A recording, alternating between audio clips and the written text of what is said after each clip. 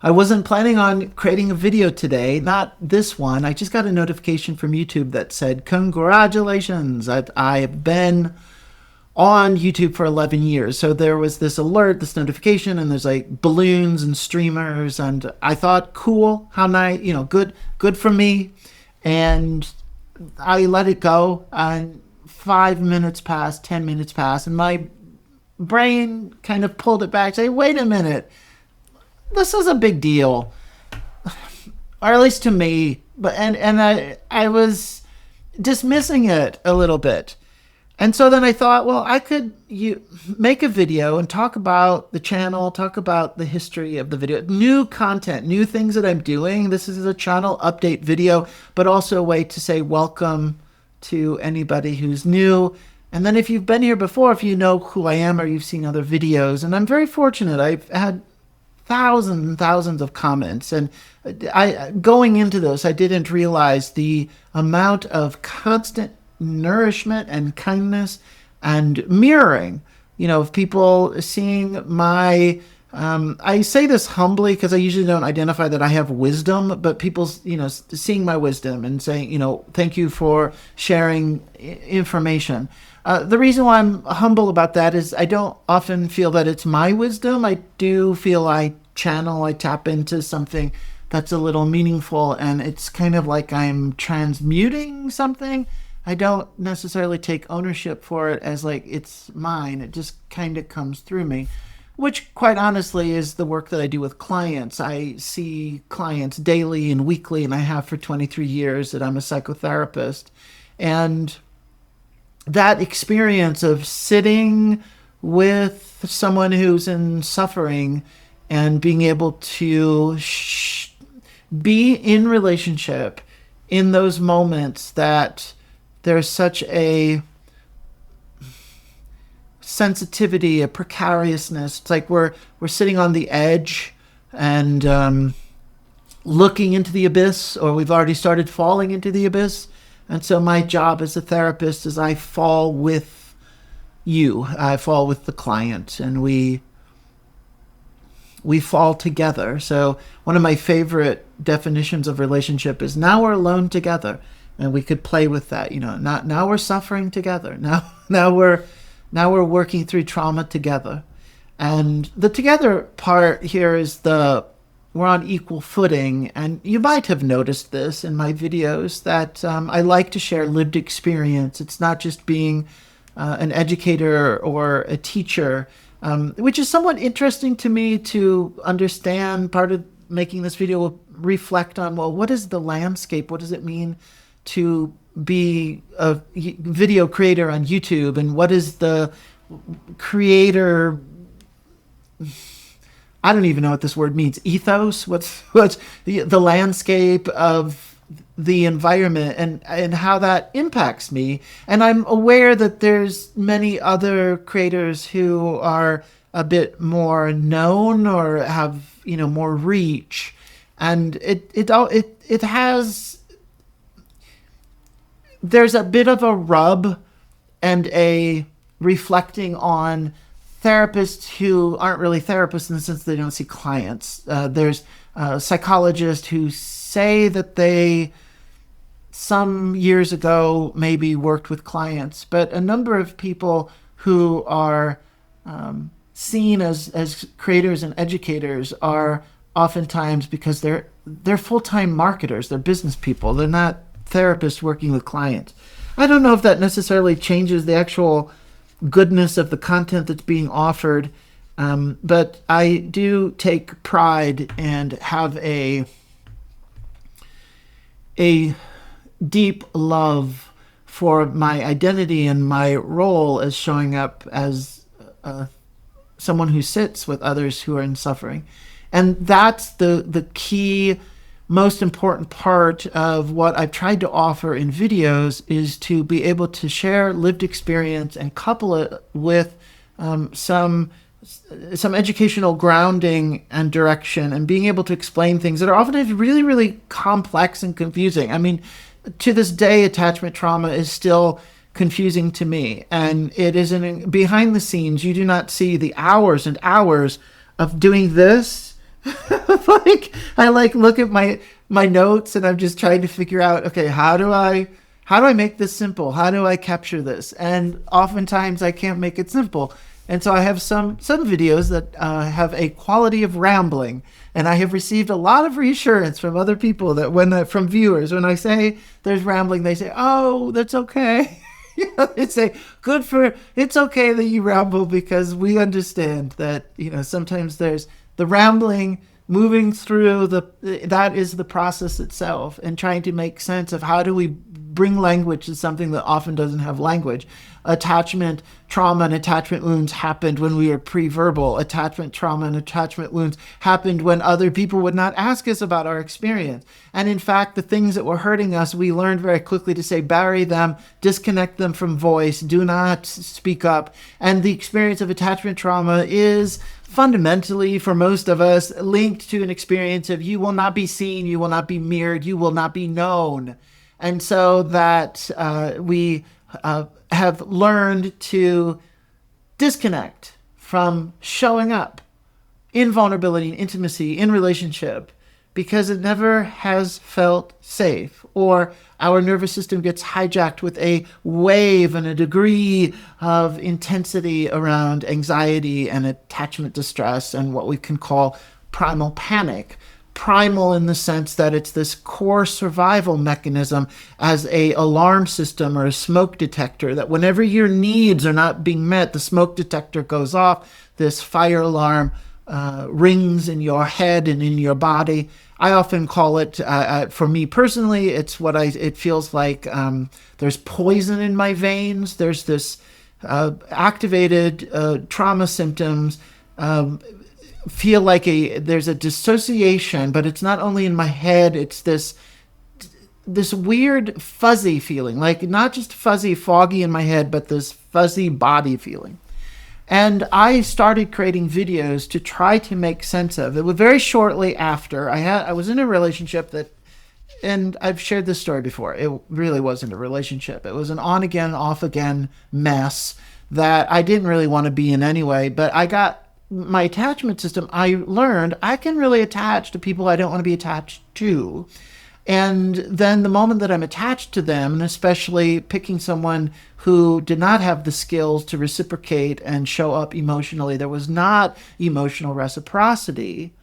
And that really activated my history and unresolved trauma. And at the time, I didn't have that knowledge or that education. So that's why I started making videos, is that I very much put my foot down, put my flag in the sand, and just said, like, I am not moving from here. I want to figure out what is going on. And to be honest with you, at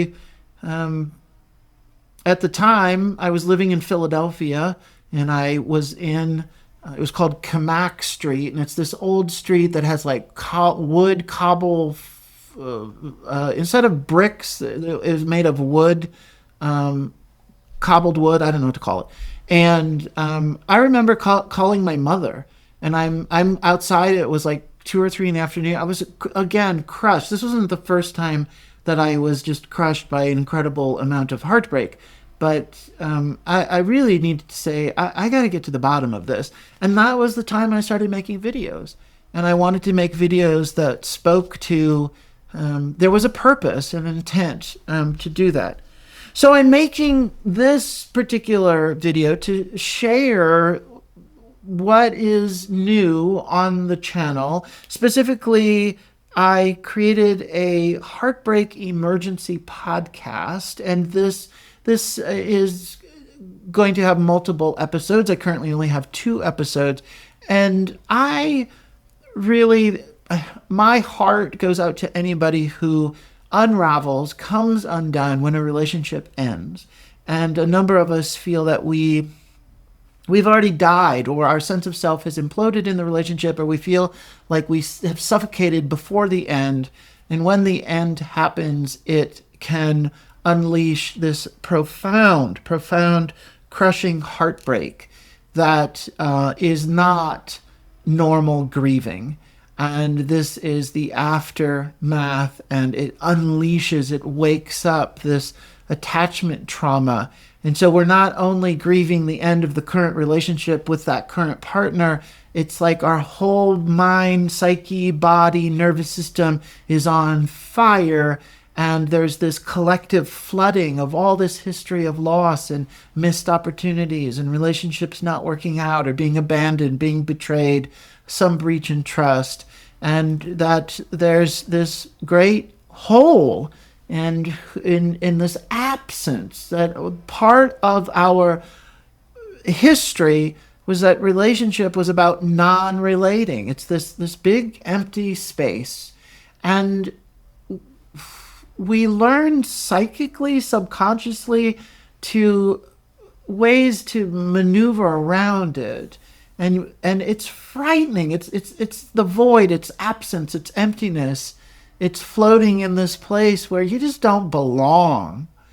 And when a relationship ends or a relationship is on unstable ground, we can get thrown into that place of severe emptiness. And it does a number on our well-being and sense of clarity. We enter great confusion and foggy mind, and the trauma symptoms of hyperarousal, intrusion, and constriction activate. And we can feel really unstable for years when this happens. And that's true of me, that I had somewhat short-lived relationships, but when they would end, I would grieve and experience the after effect of a relationship ending and being crushed by so much grief that would last years beyond. And I knew at some point that this does not make sense. And I knew at some point this is not about the other person. This is not about that relationship. The relationship is a gateway to activate the unresolved, unintegrated attachment trauma. And once it wakes up, it can really ruin our life for a good number of months, if not years.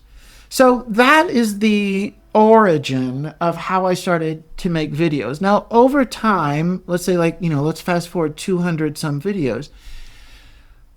I also realized, and I did create a video explaining this. So this will be very sort of a very shortened summary, and not that other video's rather long.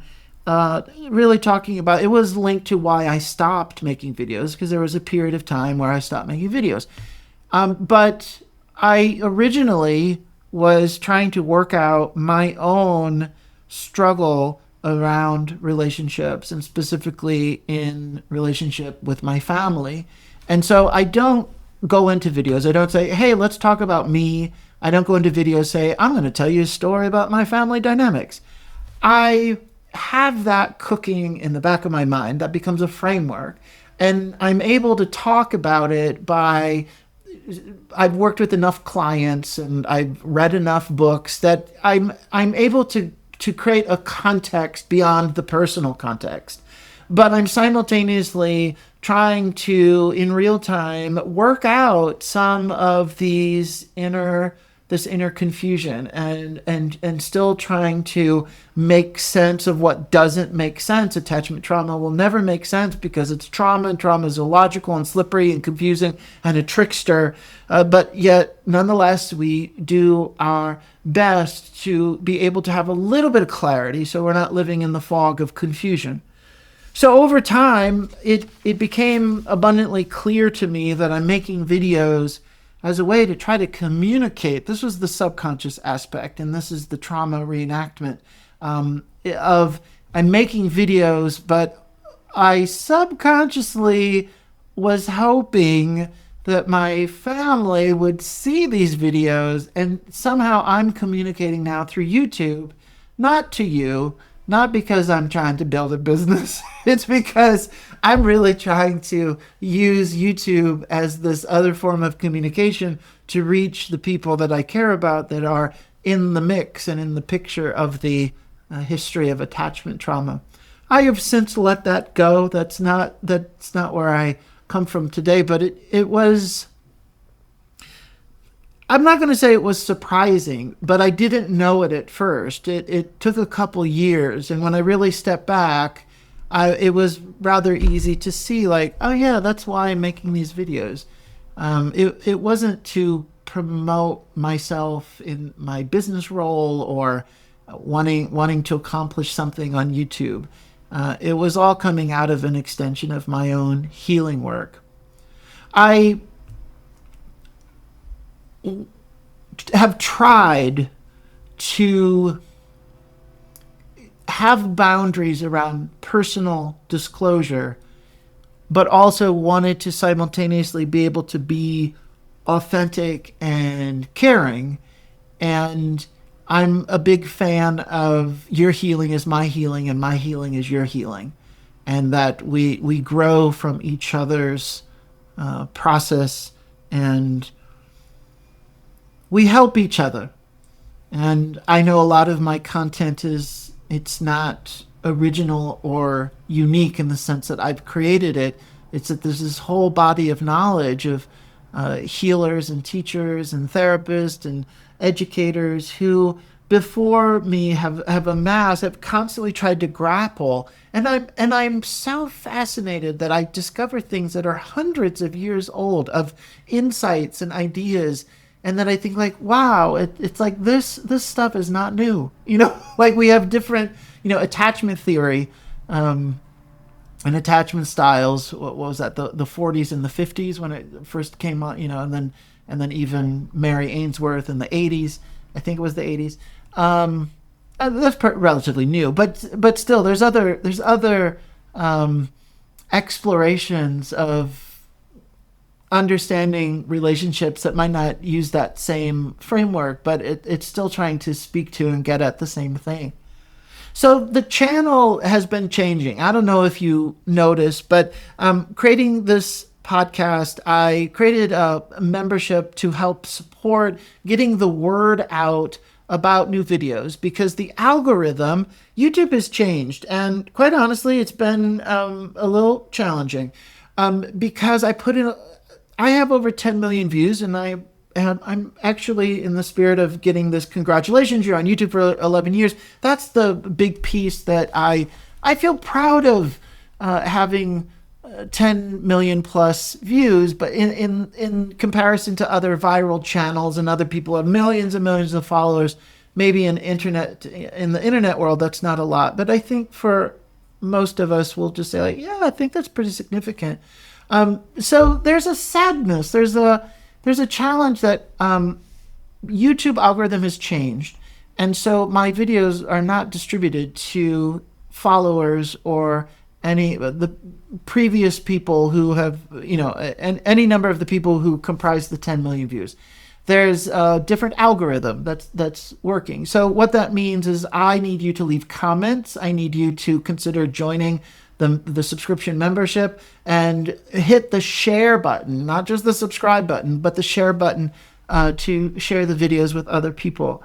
As part of this membership, what I'm creating, working on the structure and the format of what I call life review videos, because quite honestly, anytime we're entering any chapter of healing work, we're starting from a place of let's do an assessment. And that's what life review is. Where have you been? Where are you at? Where are you going? And I'm breaking these down into like different frameworks or perspectives of how we do this life review. And I'm creating these videos so that at any time when you feel you need to become recentered or ground or reflect on where you're at, that there'll be this library ready to go. That also includes what I'm calling process videos, which are a little different from educational videos. I'm trying to up my game with the type of educational videos on my main channel, but then dropping down into more of a process and naming what exactly is the experience in the moment of moving through some information, some material, and that in real time you're actually tracking your body and you're having an awareness of your insights related to whatever the video is about. So that's also something very, for me, practical. And so it's not just disseminating information. It's saying, hey, let's feel and have an experience together that is walking us through some ways to look at relationships and attachment and our own suffering. It's ultimately about suffering and about grieving. So the positives of the channel have been the comments I've received, the support, the affirming my goodness and an experience of being seen, and my own education, that making these videos have certainly, I talk about the things that I want to learn. And so it's more of like me trying to fine-tune my ability to talk about these particular dynamics. I think what I want to share here is also the challenges, and I'm a bit cautious to talk about this. One, I want it to be succinct and to the point, and I don't want to share too much of it. There's also a vulnerability in the exposure, and I created one video where I explained this before. There's two parts, and the first part, I don't think I explained this before, but YouTube and content creation is very interesting for anybody who has an attachment wound, and where your sense of self developmentally was a bit compromised because you didn't have the secure, it's called secure base. And, you didn't have as much of a secure base. And so that your identity became a bit flimsy. Your identity, the most extreme way of saying it is that we developed a false self and we developed a fake self. Well, any online persona, anybody who makes videos, no matter how authentic you try to be and no matter how sincere you are, it's still you're still representing yourself, and there's still this externalization of who you think you are, and a attempt to manufacture the persona and or how it's being received. And where this very well, any of us who have some history of attachment trauma, that you're imagining what the other person wants, and you're imagining how can you pretzel or change yourself into a presentation that allows for you to receive favor. So do you see where I'm going with this?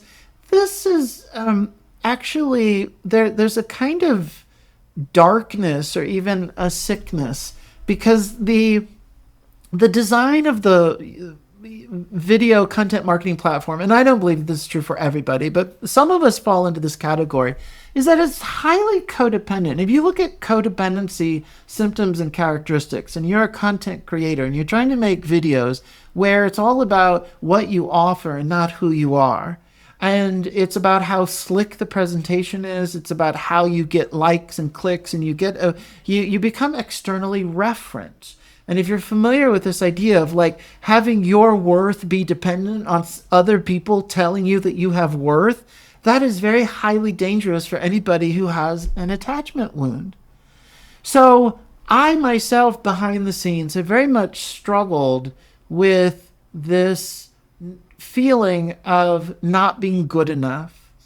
And it's not because I believe my videos are not good enough. It's the design of the platform is that, or any kind of social media, is that you're only as good as the last post that you made. I'm only as good as the last video that I made. And that the collective library doesn't mean anything. And the only way to continually be acknowledged as having any relevance is that you need to keep posting. So can you see what I'm saying? That this is highly codependent, and people who are workaholics, any kind of, any addiction, flavor of addiction, can get activated around this needing to be affirmed for what you're offering, but what you're offering is never enough, because once you post it, you got to offer another one, and it never ends. And you're on this treadmill. And what I'm describing, if you pull it out of this context of creating a video on YouTube, and you put it into a relationship. I mean, this is the dynamic. This is what people experience. So it's no surprise that a number of wounded, hurt people who have some history of trying to get their emotional needs externally through some affirmation of an outside source will find YouTube really attractive. And however, it's like eating potato chips for dinner. It's actually not a real relationship, so there's no nourishment. And it's very easy to get caught up in this over performance. The phrase, are you a human doing or are you a human being? And this particular platform is digital, it's video, it's two-dimensional. Dare I say it's not real. And it's a facsimile of identity. It's a facsimile of a persona. And it's for also the person on the receiving end, creating a parasocial relationship when in fact, neither of us are actually connecting. And if we have some history of attachment trauma, this function of imagining relationship where relationship doesn't exist or where it's falling flat or it's not nourishing, that's the wound. So do you see the irony in all of this? And there's a sadness. I feel like it's kind of like, I don't know if this is the best analogy, but it's like being an alcoholic and the only place that you can work is at a brewery or at a bar, and that you're forced to be in an environment that fundamentally is going to mirror and trigger your trauma. So I have experienced that, and I will go as far as to say, and I want to have some boundaries around, most for the sake of time and also a succinctness. So congratulations to me, 11 years on YouTube and a number of videos and 10 million views. And on one hand, that's great. I will also share that YouTube has been the most hurtful experience to me in my career. And it has really, I experienced a very hurtful blow to identity. And in a truncated, simplistic way, it is common, historically common, and this is even before AI, to have your content borrowed. And then there's a gray area here. We move beyond borrowed into to have your content used by other people, and we might even go as far as to say in moving into a content theft experience, where even not just the experience I'm talking about in this moment, like even before that experience, I had kind of randomly discovered some people were taking certain posts of mine through Instagram and Facebook and putting them on their website and signing their name, Love, and the person's name was not Rachel, but I'll just say Love Rachel. I had to send like what is it called, cease and desist letters, to say they lifted my writing word for word and then put their name on their website. And then when I sent the cease and desist letter, they got angry with me and said I was bullying them because I said, don't do it. It was weird. It's very weird. Like the hubris and the belief in being, the defensiveness and the deflection of being called out. So that was like a precursor. And I'm not a marketer. I'm not a business person. I'm not playing the game very well as far as views and, content marketing. And by design, because of what I'm offering, I am aware I could be a little more known than I am. And it's also really pushed internally this challenge of like, well, do I really care about that? Do I want to be more known? But the system is designed to all, grow, always grow. So I fell into doing this. I fell into being a marketer. I didn't go to school for marketing. I didn't go to school to be a business person, but that's a component if you want to play this game. And as a process or unfold, trying to learn what to do, and I over time started honing in on a core content and brand messaging.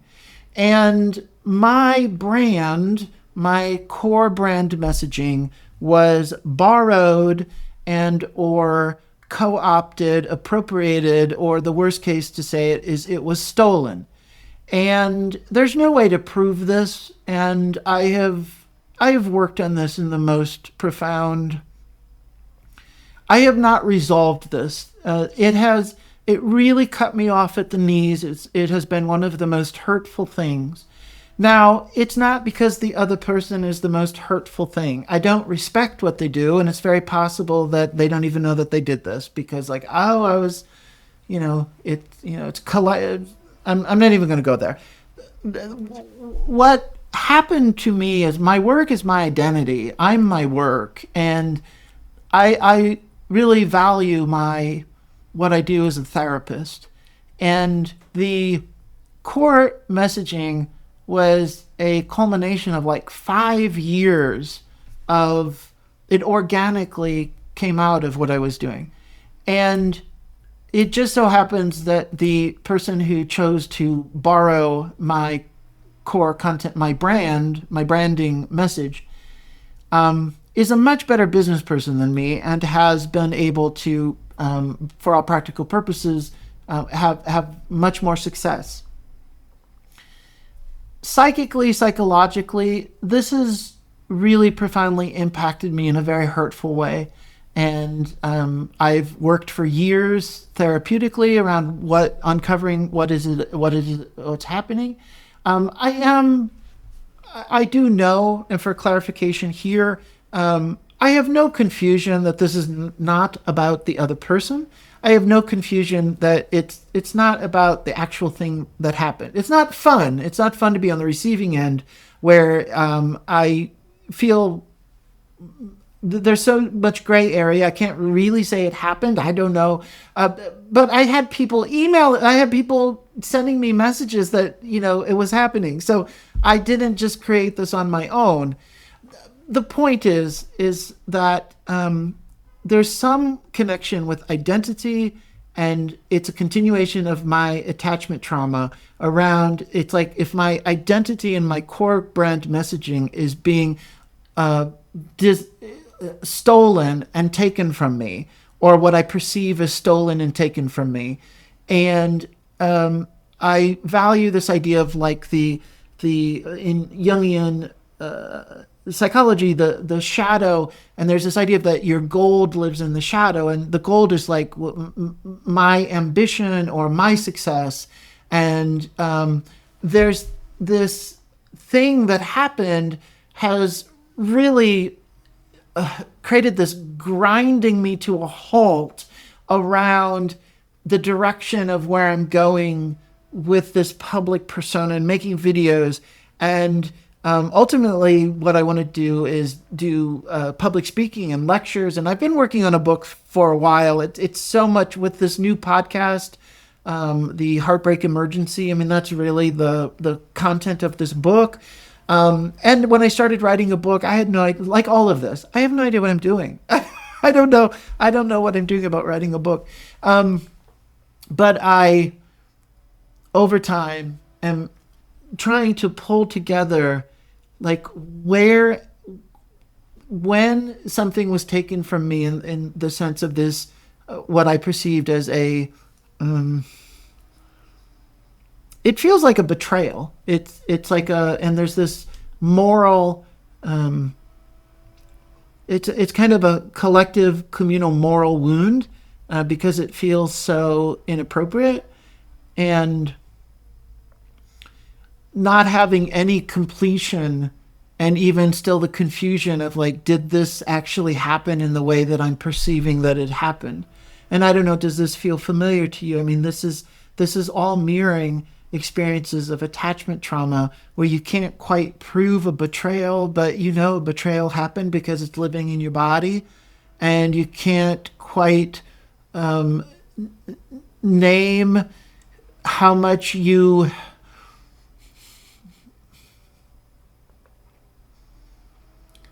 it links to shame.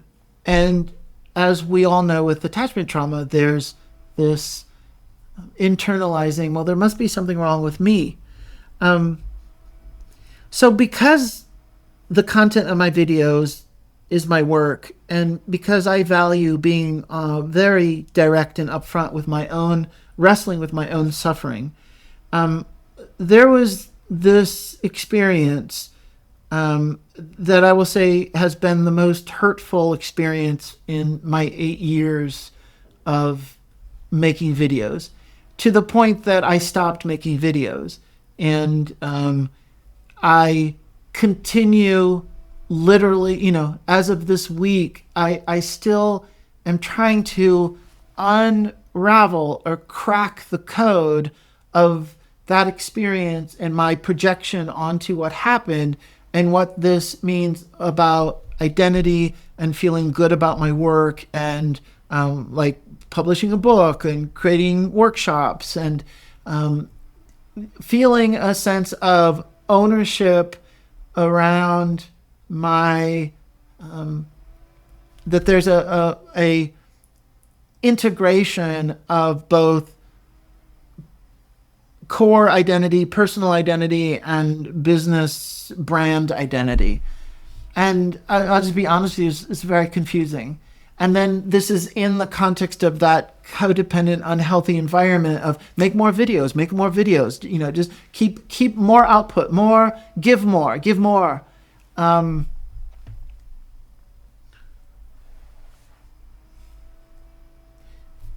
I will say I've learned a lot.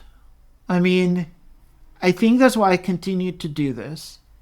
There has been some additional layers of suffering that have come out of this, because the experience of being a content creator has mirrored things back to me that, quite honestly, I just have not really fully been able to crack the code of what it means and where I'm at. But it certainly, if you've noticed, I've made a number of videos recently, and I actually think my videos are a little better because I am doing all of this research on how you're supposed to be, a better video creator. And the algorithm has really messed with people. Like, the algorithm is not friendly. It's like you have to jump through a lot of hoops and really hit a certain target. And so I've taken the challenge and said, okay, I'll try making some changes. And I think that it's showing up. And then everything that I'm saying, this hurtful experience, I continue to work through it and try to understand what it means. In closing of this video, I wasn't setting out to make this video to say, please help. But sure, why not? I know I can't do this alone, and yet I don't, it's been a challenge to figure out how to harness the community who values what I offer to support me and building the channel and making sure that it grows. I do work on this every day. I am extremely, I think about it constantly, because I still see some finish line. There's the finish line around the book, the finish line about public speaking. Oh, by the way, I fell in love with Paris recently in the last so many years. And I'd like to offer like a yearly, very small group workshop where we go to Paris. Maybe like a 5-day workshop. That, like, this is big aspirational stuff. And then I want to publish the book because I want to be able to do workshops, and say, like, turn to page 47, and we could really we can go through that. So if you can hit the share button and leave comments, and please come back to my channel. Please let me know, communicate what kind of videos, the content that you like. I will continue to try to be as sincere and authentic as I can be. And I do have it in me, this gravitas, or this sense of energy to, like, I want to create, the next chunk of my work. And I welcome you joining me as a cheerleader in that process. Lastly, what I'm going to end with is going to be maybe like a little weird, but if you know, I do like poetry, and I've shared poetry in a number of my videos. Included in me writing the book, every chapter has a poem, and so I've been working on poems. And I wrote a poem a while ago that it's rather long, and so I'm not going to read the whole thing here, but I thought that I would share this poem with you, and it kind of juxtaposes against this other poem that is a Christopher Wyman poem called I Said to My Soul, Be Loud. And in his poem, he says, "Oh, my life, my war in a jar, I shake you, and may the best ant win. For I am come a whirlwind of wasted things, and I will ride this tantrum back to God." And I know that's very, very dramatic, and I love it. But to me, it just represents the disillusionment with the challenges of life, and yet at the same time, you're not giving up. You're gonna ride this tantrum back to God. That there's this tension. And my whole number of years of experience of making videos, it could be literally in the moment with when I'm live on the video, like, there is a tension. It is actually very hard to talk to yourself in the video and talk about attachment trauma and have it make sense. But out of that poem also, I think that informed when I wrote my poem. And the ending of my poem, just the only thing you need to know that happens before this is that your heart explodes and that your chest explodes. And there's this bomb, this attachment trauma bomb living in you, and one day it's going to explode. And so the poem, the explosion has already happened, and the poem explains some of that foundational history of how it got there, and you're left with this aftermath of this big gaping hole in your chest. And because you need to give it attention, that you're healing, you bring it attention, what happens is a tree starts to grow out of your center core. And that is the evolution of your healing work. And that's the transformation of suffering. And so what I'm going to share in ending my wanting to be authentic and share a little of this poem with you, it is the culmination of what happens when we do this work. And this poem represents the drive of my life's work as a therapist, and then why I've created videos. It says, "The tree of life growing from your chest is your own doing. You're the tree growing out of yourself. You are the outstretched branches, the leaves and the flesh and the bark, the roots and seeds. You're the blossom and berry, fruit and juice, foliage and twig.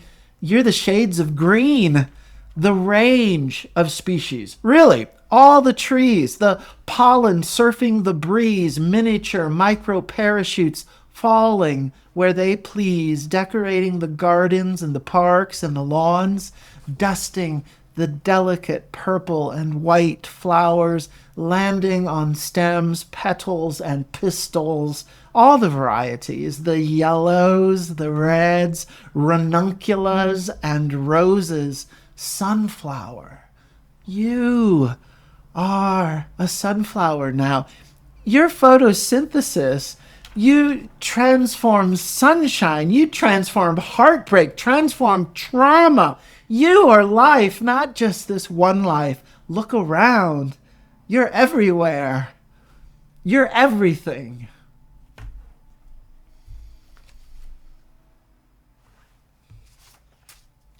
Thank you. Welcome to my videos. And please, let's continue to create together and learn together. See you next time.